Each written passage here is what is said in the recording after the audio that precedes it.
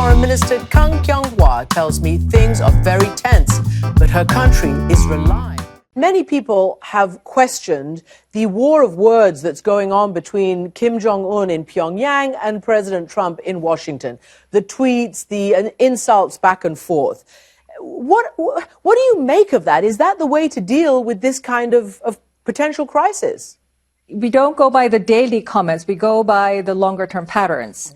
And the longer-term pattern, the commitment is that the United States and the Republic of Korea stand very much together on three core principles in dealing with the North Korean threat, which is that the North Korean nuclear program will never be accepted, that North Korea will never be accepted as a nuclear power, that we will find a peaceful resolution to this, and that this will be all based upon a solid ROK-US alliance. Foreign Minister, I feel a very, very difficult situation is about to arise because you say, and the United States says, that a nuclear North Korea will never be accepted.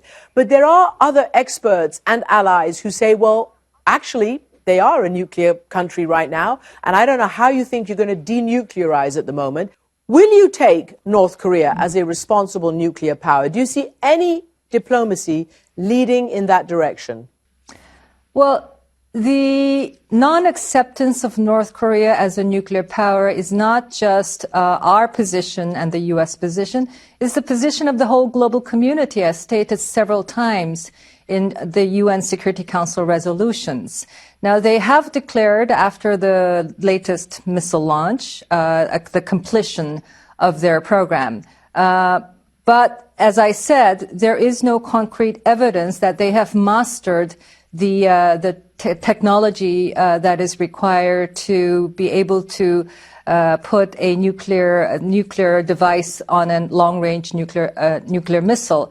I just wonder whether everybody's burying their head in the sand, a little bit like ostriches. But you will admit that they're making gallivanting progress. Yes, they have, and a pace that's far faster than many of us have expected. But they have not reached the final completion stage yet. The global community has to put the pressure and implement the sanctions in a concerted way so that it does make a difference for the North Korean regime, that it does force a change of course from the North Korean regime. You know, there's a lot of talk in Washington that potentially Rex Tillerson may not be long for Secretary of State, and that potentially the current CIA director, Mike Pompeo, may replace him. Well, in July, Mike Pompeo tweeted, quote, "The North Korean people, I'm sure, are lovely people and would love to see him go," that being Kim Jong-un.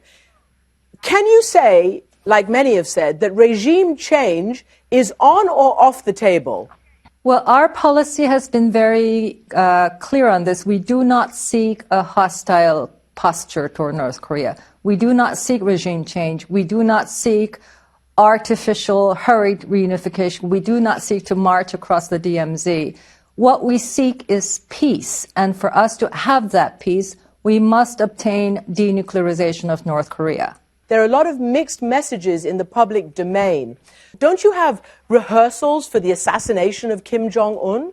Having contingency plans and having military options is one thing. How do you put all together in support of a diplomatic solution is another. Do you ever worry about blundering into, the worst possible outcome, which is war?